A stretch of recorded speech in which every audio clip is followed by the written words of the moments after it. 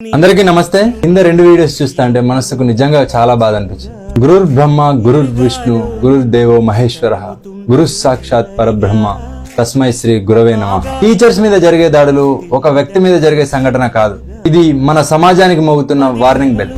Teacher అంటే కేవలం ఉద్యోగి మాత్రమే కాదు, మన జీవితాన్ని చీకటి నుంచి వెలుగులోకి తెచ్చే ఒక దీపం. ఈ రోజు మనలో చాలా మంది డాక్టర్లు, ఇంజనీర్లు, అధికారులు, చాలా మంది దేశ సేవలో ఉన్నారు. కానీ వారందరి ప్రయాణం ఎక్కడ మొదలైంది?